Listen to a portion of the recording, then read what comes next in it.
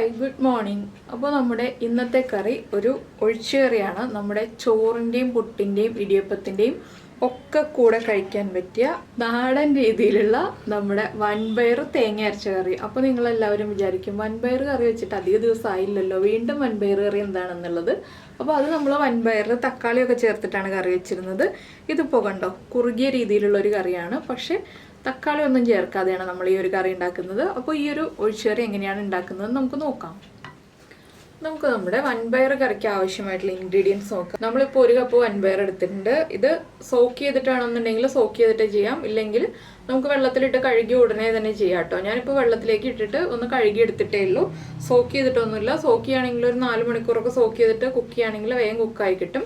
ഇതിപ്പോൾ ഒരു 5 വിസിൽ വന്നാലേ കുക്കായി കിട്ടുള്ളൂ. ഇതിലേക്ക് നമുക്ക് ബാക്കിയുള്ള ഇൻഗ്രീഡിയൻസ് എന്തൊക്കെയാണെന്ന് വെച്ചാൽ 2 പച്ചമുളക്, ഒരു 5 വറ്റൽമുളക്, അതുപോലെ തന്നെ 1 ടീസ്പൂൺ പെരിഞ്ജീരകം, 1 കപ്പ് തേങ്ങ ചിരവിയത്, 6-7 ഉള്ളി. അപ്പോൾ ഉള്ളിക്ക് ഓരോ സവോള ചേർക്കരുത്, ഉള്ളി തന്നെ ചേർത്താലേ പെർഫെക്റ്റ് ആവുള്ളൂ. അപ്പോൾ ഉള്ളിക്ക് ഓരോ സവോള ചേർത്തിട്ടുണ്ടെങ്കിൽ നമ്മുടെ കറിയുടെ ടേസ്റ്റ് മാറും. അതുകൊണ്ടാണ് ഞാൻ ഉള്ളിക്ക് ഓരോ സവോള ചേർക്കരുതെന്ന് പറഞ്ഞത്. അപ്പോൾ ആദ്യം നമുക്ക് ഈ വൻപയർ ഒന്ന് കുക്ക് ചെയ്യാൻ വയ്ക്കാം. അതിനുശേഷം ഇതിലേക്ക് വേണ്ട അരപ്പൊക്കെ റെഡിയാക്കി എടുക്കാം. വൻപയർ കുക്ക് ചെയ്യാൻ വയ്ക്കുമ്പോൾ ഉപ്പും മഞ്ഞൾപ്പൊടിയും ചേർത്ത് കുക്കറിൽ കുക്ക് ചെയ്യാൻ വയ്ക്കാം കേട്ടോ. അപ്പോൾ നമ്മൾ നമ്മുടെ മിക്സിയുടെ ജാർ എടുത്തിട്ടുണ്ട്. പയർ കുക്കാവുന്ന സമയത്ത് നമുക്ക് ഇതിലേക്ക് വേണ്ട അരപ്പ് റെഡിയാക്കി എടുക്കാം. അപ്പോൾ ഞാൻ ഈ എടുത്തു വെച്ചിരിക്കുന്ന തേങ്ങ ഇതിലേക്ക് ഇട്ട് കൊടുക്കുകയാണ്. 1 കപ്പ് തേങ്ങ മതി 1 കപ്പ് പയറിന്. അതുപോലെ തന്നെ നമ്മൾ എടുത്തു വെച്ചിരിക്കുന്ന പെരിഞ്ജീരകവും, ഇത് രണ്ടും ചേർത്ത് നന്നായിട്ട് അരച്ചെടുക്കണം. അതിൻ്റെ കൂടെ തന്നെ 2 പച്ചമുളകും കൂടി ചേർത്ത് അരയ്ക്കാം കേട്ടോ. എന്താണെന്ന് വെച്ചാൽ നമ്മൾ എരിവിനായിട്ട് വേറെ അധികം മുളക് പൊടിയൊന്നും ഇതിലേക്ക് ചേർക്കുന്നില്ല. വറ്റൽമുളകിൻ്റെയും പച്ചമുളകിൻ്റെ എരിവ് മാത്രമേ ഉണ്ടാവുള്ളൂ നമ്മുടെ അരപ്പിന്. അതുകൊണ്ടാണ് നമ്മൾ 2 പച്ചമുളക് ചേർത്തിട്ടുള്ളത്. നിങ്ങൾക്ക് എരിവ് കുറവ് മതിയെന്നുണ്ടെങ്കിൽ 1 പച്ചമുളക് ചേർക്കാം. എരിവ് കൂടുതൽ വേണമെന്നുണ്ടെങ്കിൽ പച്ചമുളകിൻ്റെ എണ്ണം കൂട്ടാം. അപ്പോൾ ഞാനിതൊന്ന് അരച്ചെടുക്കട്ടെ. അപ്പോൾ നമ്മൾ നമ്മുടെ അരപ്പ് ഇതാ റെഡിയാക്കി എടുത്തിട്ടുണ്ട്. ഇതുപോലെ ഞാൻ കുറച്ച് വെള്ളം ചേർത്താണ് അരച്ചെടുത്തിട്ടുള്ളത്. നന്നായിട്ട് അരഞ്ഞു വന്നിട്ടുണ്ട്. ഇനി നമുക്ക് ചെയ്യാനുള്ളത് എന്താണെന്ന് വെച്ചാൽ ഈ അരപ്പ് മാറ്റി വയ്ക്കാം. നമ്മുടെ ഈ വറ്റൽമുളകും ഉള്ളിയും ചേർത്തൊന്ന് നമുക്ക് ചതച്ചെടുക്കാം.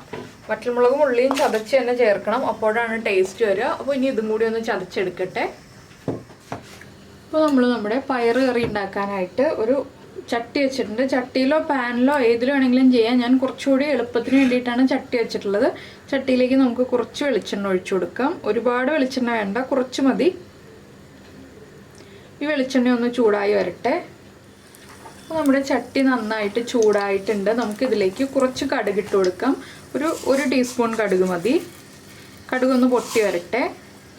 ഇപ്പോൾ നമ്മുടെ കടുക് പൊട്ടി കഴിയാറാവുന്നുണ്ട്. നമുക്കിതിലേക്ക് നമ്മൾ ക്രഷ് ചെയ്ത് വെച്ചിരിക്കുന്ന ഉള്ളിയും വറ്റൽമുളകും അതുപോലെ തന്നെ ഞാൻ 2 തണ്ട് കറിവേപ്പിലയും കൂടി ചേർത്തിട്ടുണ്ട്. അതുകൂടി ഈ എണ്ണയിലേക്ക് ചേർത്ത് കൊടുക്കാം. ഇനി ഇതൊന്ന് കുക്കായി വരട്ടെ.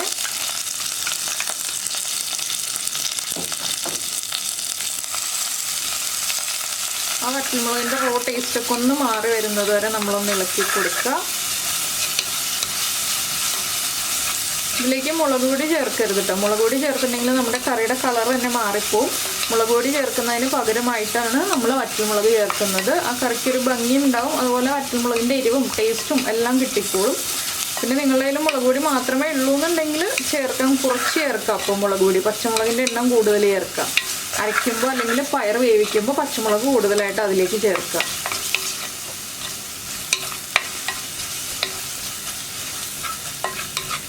ഇതിലേക്ക് നമുക്കിനി പൊടികൾ ചേർക്കാനുണ്ട്. അപ്പോൾ നമ്മൾ ഇതിന് മുന്നേ ഒരു വൻപയർ കറി വെച്ചിട്ടുണ്ടായിരുന്നു തക്കാളിയൊക്കെ ചേർത്തിട്ട്. അപ്പോൾ ആ ഒരു വൻപയർ കറിയും ചോറിൻ്റെ കൂടെയൊക്കെ വളരെ നല്ല കോമ്പിനേഷനാണ്. നിങ്ങൾ ആ കറി കണ്ടിട്ടില്ലെങ്കിൽ ഒന്ന് കണ്ടു നോക്കൂ കേട്ടോ. അത് ഉണ്ടാക്കി കഴിച്ച് നോക്കിക്കോളൂ, നല്ല ടേസ്റ്റാണ്. ഇത് നമുക്ക് പുട്ടിൻ്റെ കൂടെയും ഇടിയപ്പത്തിൻ്റെ കൂടെയൊക്കെ കഴിക്കാൻ പറ്റിയ നല്ലൊരു കറിയാണ്. ചോറിൻ്റെ കൂടെയും കഴിക്കാം. എരിവുണ്ടെങ്കിൽ ചോറിൻ്റെ കൂടെ കഴിക്കാം. എരിവ് കുറവാണെങ്കിൽ ചോറിൻ്റെ കൂടെ അത്ര നല്ല ടേസ്റ്റ് ആയിരിക്കില്ല. അപ്പോൾ നിങ്ങൾ ചോറിനായിട്ടാണ് കറി ഉണ്ടാക്കുന്നതെങ്കിൽ മുളക് കൂടുതൽ ചേർത്തിട്ട് കറി ഉണ്ടാക്കുക. ഇല്ല പുട്ടിനും ഇടിയപ്പത്തിനൊക്കെ ആണെങ്കിൽ എരിവ് കുറച്ച് ചേർത്തിട്ട് കറി ഉണ്ടാക്കുക. ഇതിലേക്ക് നമുക്കിനി പൊടികൾ ചേർക്കാം. ഞാനൊന്ന് ഫ്ലെയിം കുറയ്ക്കട്ടെ. ആദ്യം നമ്മൾ ചേർക്കുന്നത് കുറച്ച് മഞ്ഞൾപ്പൊടി. നമ്മൾ വൻപയറിൻ്റെ കൂടെ മഞ്ഞൾപ്പൊടി ചേർത്തിട്ടുണ്ട്, എങ്കിലും നമ്മുടെ കറിക്ക് ഈ മസാലയ്ക്ക് ആവശ്യമായിട്ടുള്ള മഞ്ഞൾപ്പൊടി ചേർക്കുക. ഒരു 1/4 ടീസ്പൂൺ മഞ്ഞൾപ്പൊടി ഞാനിപ്പോൾ ചേർത്തിട്ടുണ്ട്. ആകെ 1/2 ടീസ്പൂൺ മഞ്ഞൾപ്പൊടിയാണ് നമ്മൾ ചേർക്കുന്നത്.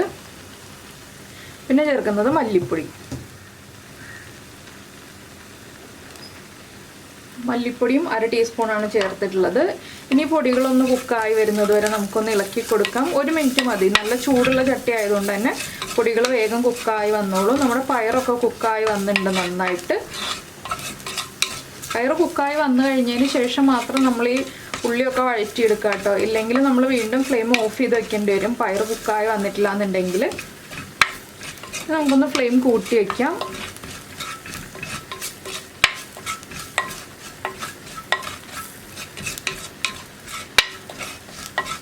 പിന്നെ എരിവ് കുറവാണെന്നുണ്ടെങ്കിൽ ഈ സമയത്താണെങ്കിൽ 2 പച്ചമുളക് സ്പ്ലിറ്റ് ചെയ്തിട്ട് ഇട്ട് കൊടുക്കാം കേട്ടോ ഇതിലേക്ക് തന്നെ. അപ്പോൾ നമ്മുടെ പൊടികളൊക്കെ ഒന്ന് കുക്കായി വരുന്നുണ്ട്. ആ റോ ടേസ്റ്റും റോ സ്മെല്ലൊക്കെ മാറി വരുന്നുണ്ട്. ഇനിയിപ്പോൾ നമുക്കിതിലേക്ക് നമ്മുടെ പയർ കുക്ക് ചെയ്തത് ഇട്ട് കൊടുക്കാം.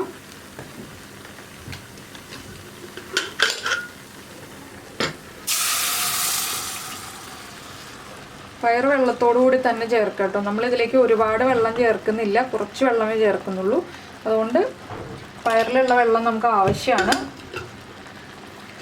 ഇനി പയർ ഇതിലേക്ക് ഇടുന്ന ഒന്ന് ചൂടായി വരുമ്പോൾ നമുക്കിതിലേക്ക് നമ്മുടെ അരപ്പും കൂടി ചേർത്ത് കൊടുക്കുക. നമ്മളിത് കുറച്ച് കുറുകിയ രീതിയിലാണ് ഈ കറി വയ്ക്കുന്നത്.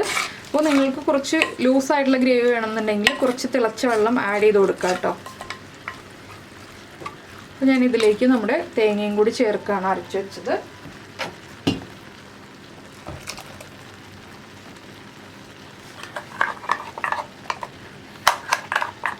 മിക്സിയുടെ ജാറിലേക്ക് കുറച്ച് വെള്ളവും കൂടി ചേർത്തിട്ട് നമുക്കൊന്ന് ചുറ്റിച്ചെടുക്കാം. അപ്പോൾ തന്നെ നമ്മുടെ കറിയുടെ കളർ മാറി വരുന്നത് കണ്ടില്ലേ. അപ്പോൾ നമുക്കിനി ഇതിലേക്ക് വറവിടാനൊന്നുമില്ല, നമ്മൾ ആദ്യമേ തന്നെ വറവിട്ടുണ്ടല്ലോ, അതുകൊണ്ട് ഇനി വറവിടാനൊന്നുമില്ല. കറി ഒന്ന് നന്നായിട്ട് ആവി വരുന്നത് വരെ ഇളക്കി കൊടുക്കുക.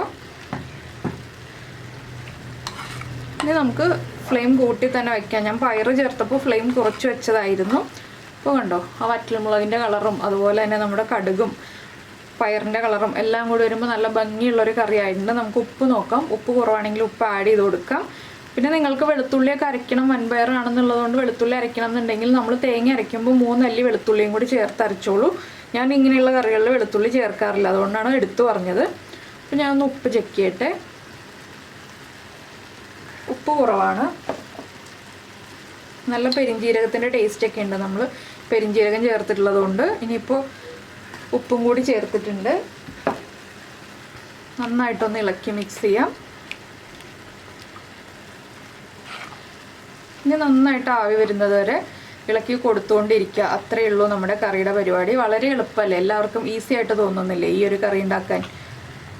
അപ്പോൾ നിങ്ങൾ ഇങ്ങനെ ഈ വൻപയർ കറി ട്രൈ ചെയ്തിട്ടില്ലെങ്കിൽ ഇതും ഒന്ന് ട്രൈ ചെയ്ത് നോക്കിക്കോളൂ. പുട്ടിൻ്റെ കൂടെയൊക്കെ കഴിച്ച് കഴിയുമ്പോൾ സൂപ്പറായിരിക്കും. അപ്പോൾ നിങ്ങൾ എന്തായാലും പുട്ടുണ്ടാക്കി കഴിച്ചിട്ട് ഈ കറിയും കൂടെ പുട്ടിൻ്റെ കൂടെ ഉണ്ടാക്കി കഴിച്ചിട്ട് നമ്മുടെ വീഡിയോയുടെ താഴെ കമൻറ്റ് ചെയ്യാൻ മറന്നു പോരുതിട്ടോ എങ്ങനെയുണ്ടെന്നുള്ളത്. എങ്ങനെയുണ്ടായിരുന്നു, സാധാരണ വൻപയർ നമ്മൾ ഒഴിച്ചുകറി പോലെ വയ്ക്കുമ്പോഴാണോ ഈ വൻപയർ കറിക്കാണോ കൂടുതൽ ടേസ്റ്റ് ഉള്ളതെന്നുള്ളത്. അപ്പോൾ ഇത് തിളച്ചു പോകരുത്, അത് മാത്രം പ്രത്യേകം ശ്രദ്ധിക്കുക.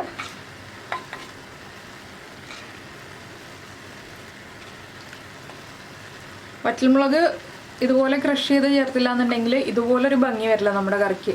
ആ മുളക് പൊടി ചേർക്കുമ്പോൾ റെഡ് കളറായി പോവുള്ളൂ. പക്ഷേ ഇതുപോലെ ചേർക്കുമ്പോഴാണ് വറ്റൽമുളകിൻ്റെ എരിവ് നന്നായിട്ട് വരുന്നത്, അതുപോലെ തന്നെ കാണാൻ ഭംഗിയും വരുന്നത്. നമുക്ക് കാണുമ്പോൾ ഭംഗി തോന്നിയാലല്ലേ കഴിക്കാൻ ടേസ്റ്റ് തോന്നുള്ളൂ. അതുകൊണ്ടാണ് നമ്മൾ കാണാൻ ഭംഗിയുടെ കാര്യം പ്രത്യേകം പറയുന്നത്. അപ്പോൾ ഇത് ആവി വന്നു തുടങ്ങിയിട്ടുണ്ട്. 2 മിനിറ്റും കൂടെ ഒന്ന് ഇളക്കി കൊടുക്കാം. അപ്പോൾ നമ്മുടെ വൻപയർ കറി ഇതാ നന്നായിട്ട് ആവിയൊക്കെ വന്ന് റെഡി ആയിട്ടുണ്ട്. ഞാൻ ഫ്ലെയിം ഓഫ് ചെയ്തു. ഇനി നമ്മൾ ഒന്നുകൂടി ഒന്ന് ഇളക്കി കൊടുത്തുകൊണ്ടിരിക്കണം. ഈ ചട്ടിയിൽ തന്നെയാണ് വെക്കുന്നതെങ്കിൽ നമ്മൾ വീട്ടിൽ കറി ഉണ്ടാക്കിയിട്ട് എപ്പോഴും ചട്ടിയിൽ തന്നെയായിരിക്കില്ല വെക്കുന്നത്, കഴിച്ചു കഴിഞ്ഞിട്ടല്ലേ പകർത്തി വയ്ക്കുള്ളൂ. അപ്പോൾ എന്താണെന്ന് വെച്ചാൽ തിളച്ചു പോവാതിരിക്കാനാണ് നമ്മളിതുപോലെ ഇളക്കി കൊടുത്തുകൊണ്ടിരിക്കുന്നത്. തിളച്ച് വന്നിട്ടുണ്ടെങ്കിൽ നമ്മുടെ തേങ്ങയുടെ ടേസ്റ്റ് മാറിപ്പോവും. അതുകൊണ്ടാണ് ഒന്ന് ഇളക്കി കൊടുക്കുക. അപ്പോൾ 2 മിനിറ്റ് നിന്ന് ഇളക്കി കൊടുത്തു എന്ന് വെച്ചിട്ട് നമ്മുടെ കറിക്ക് മോശമൊന്നും ആവില്ല, നന്നായിട്ട് തന്നെ ഇരിക്കുകയുള്ളൂ. അപ്പോൾ എന്തായാലും ഇതുപോലത്തെ കറികളൊക്കെ നിങ്ങൾക്ക് ഇഷ്ടമാവുകയാണെങ്കിൽ നമ്മുടെ വീഡിയോയുടെ താഴെ കമൻറ്റ് ചെയ്യാൻ മറക്കരുത്. അതുപോലെ തന്നെ നമ്മുടെ ചാനൽ ആദ്യമായിട്ട് കാണുകയാണെങ്കിൽ നമ്മുടെ വീഡിയോ പ്രസൻറ്റ് ചെയ്യുന്ന രീതിയൊക്കെ ഇഷ്ടമായെന്നുണ്ടെങ്കിൽ നമ്മുടെ ചാനലൊന്ന് സബ്സ്ക്രൈബ് ചെയ്യുക. സബ്സ്ക്രൈബ് ചെയ്യുന്നതിന് ഈ വീഡിയോയുടെ താഴെയുള്ള റെഡ് സബ്സ്ക്രൈബ് ബട്ടൺ ഒന്ന് ക്ലിക്ക് ചെയ്യുക. അതിൻ്റെ റൈറ്റ് സൈഡിലുള്ള ബെല്ലൈക്കണും ക്ലിക്ക് ചെയ്യുക. അപ്പോൾ ഓൾ എന്ന് പറഞ്ഞിട്ടൊരു ഓപ്ഷൻ വരും. ആ ഓളും കൂടി പ്രസ് ചെയ്തിട്ടുണ്ടെങ്കിൽ ഞാൻ എപ്പോഴും വീഡിയോ അപ്ലോഡ് ചെയ്യുമ്പോൾ നിങ്ങൾക്ക് നോട്ടിഫിക്കേഷൻ വരും. അപ്പോൾ ഇത് കണ്ടോ, ഇപ്പോൾ തന്നെ നമ്മുടെ കറി കുറുകി തുടങ്ങി. ഇനി ഇത് ചൂട് മാറി വരുന്നതനുസരിച്ച് വീണ്ടും കുറുകി വരും കേട്ടോ. അപ്പോൾ കുറച്ച് തിക്കായിട്ടിരിക്കും എന്ന് ഞാൻ പറഞ്ഞില്ലേ, അതിനനുസരിച്ച് നിങ്ങൾ വെള്ളം ചേർക്കണം. വെള്ളം ചേർക്കുമ്പോൾ പ്രത്യേകം ശ്രദ്ധിക്കുക, ചൂടുവെള്ളം തന്നെ ചേർക്കുക, പച്ചവെള്ളം ചേർക്കരുത്. അപ്പോൾ നമുക്ക് നമ്മുടെ അടുത്ത റെസിപ്പിയുമായിട്ട് അടുത്ത ദിവസം വീണ്ടും കാണാം.